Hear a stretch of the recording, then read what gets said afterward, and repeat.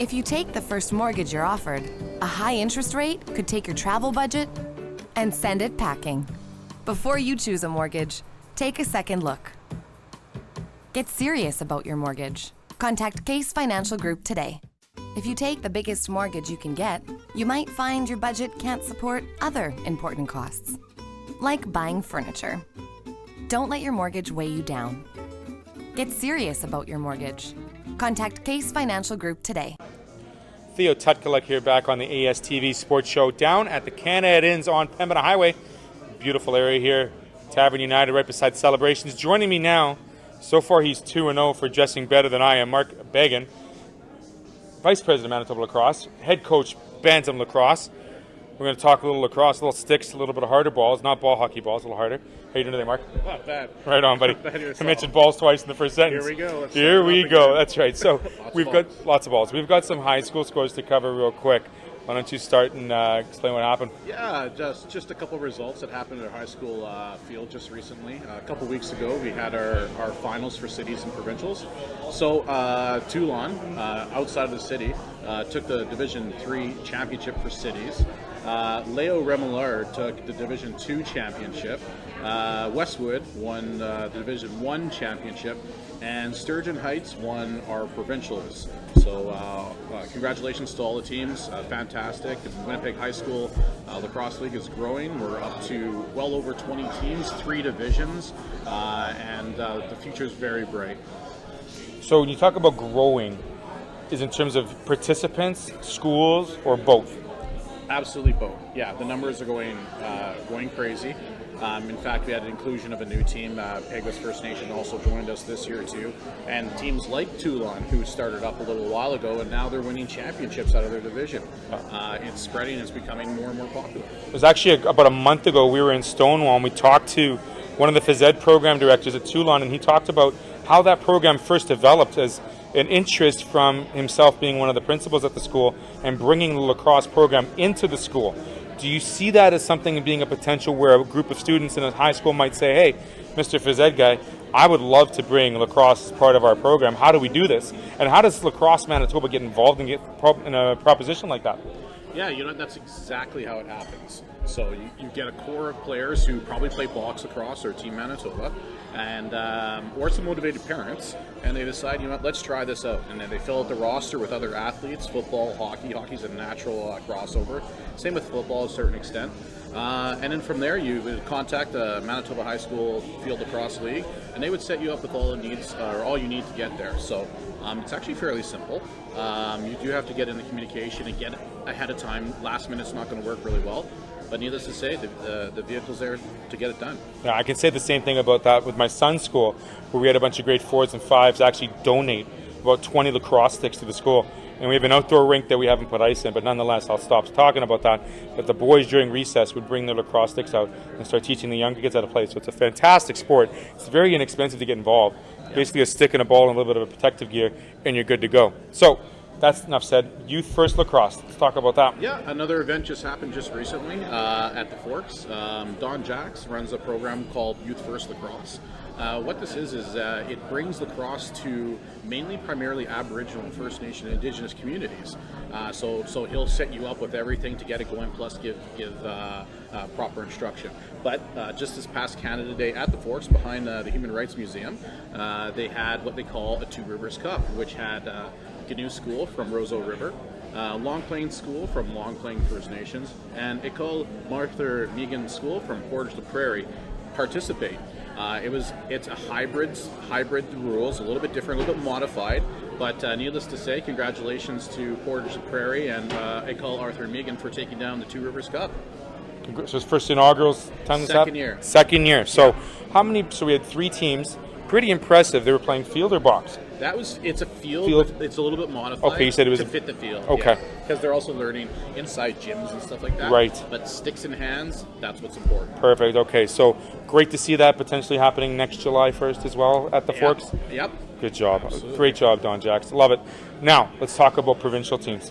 Let's get on to the up and training for this team, because they're playing in August, right? Yep. So once again, we have the 3 box teams, which is indoor lacrosse. have now solidified their rosters, and we're heading off to Port Coquitlam in BC, August 18th to the 25th, with gameplay the 20th to the 24th. So that's up and running. Right now, we're working hard on U15 tryouts also. Hopefully we have a team for that, and it'll be exciting. Right on. So that's in Port Coquitlam, BC. Yep. A week-long event. Great to see Team Canada, or see Team Manitoba. Yep. They're playing Saskatchewan, Alberta, and BC.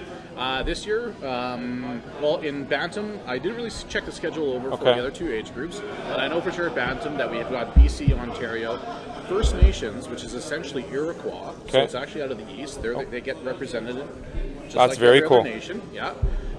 Saskatchewan, Nova Scotia, and ourselves are in our tier. But Alberta could be hiding in there in midget or PB. You never know. Okay. Yeah. So look forward to that schedule coming up closer to the beginning of August. Yep. I know some of those teams will be popping up online as well. So Absolutely. closer to home, the week before the Founders Cup. Very exciting to happen in Maples. Some of the best of the best lacrosse in Manitoba. Yeah, for sure, if not Canada. So what it is, it's our Junior B National Championship. It's called Founders Cup. So we get teams from all over Canada representing coast to coast, and even possibly sometimes from that Iroquois nation, which borders over in the United States, arriving too.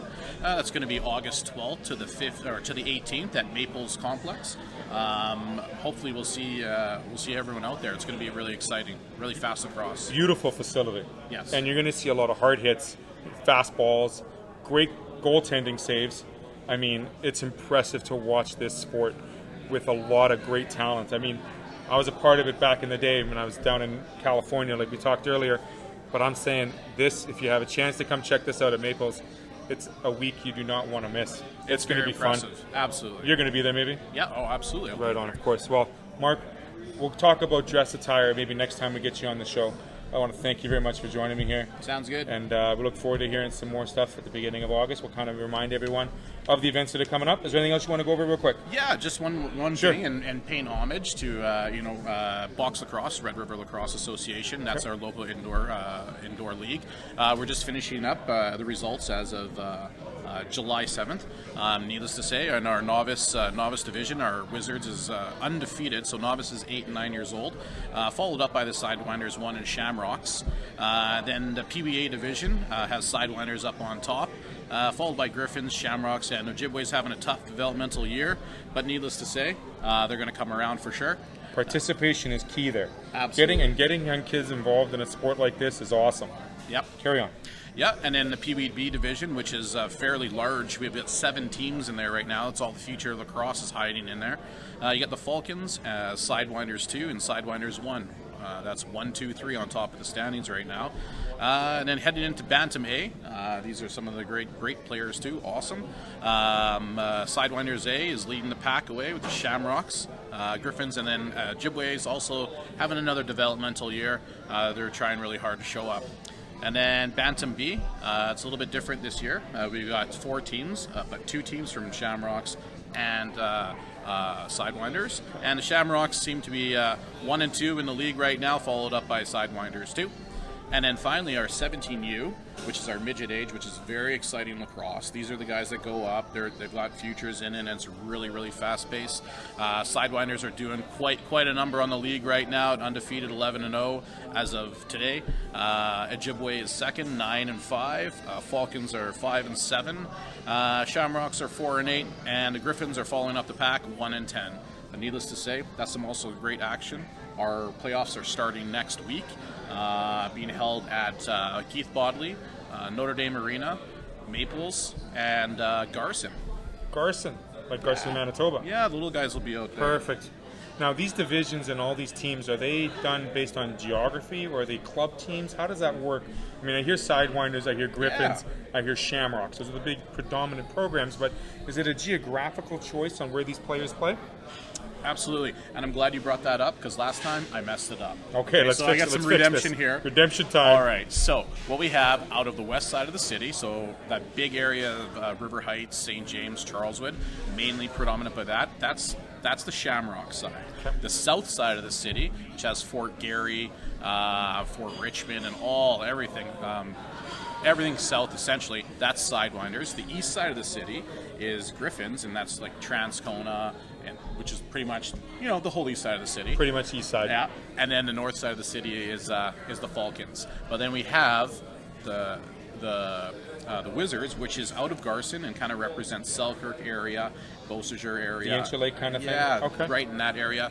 And then Ojibwe, which is Saugeen First Nation. The Ojibwe Nationals have their team as well, and they're awesome.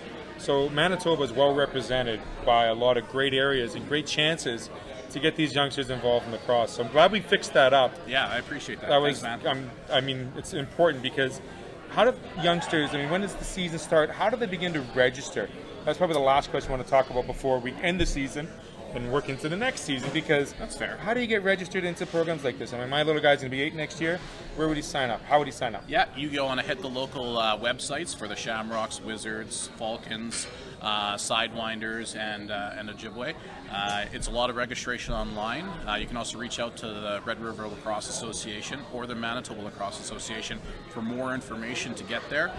Registration usually starts, we like to open it up around January, and then camps come in as soon as ice is off the arenas. Camps happen. It's about 3 weeks of training, selection, and then we're off running in April. Boom, done. There it is. Yep. Fabulous. And it runs great with the hockey season as well. So when hockey's done, lacrosse can start. Absolutely. Marc Beghin, thanks for joining us here. Manitoba Lacrosse, Red River Lacrosse Association, and head coach of the Bantam team that's going to be heading out west to Port Coquitlam, BC. Don't say that 5 times fast, Mark. Well, Okay.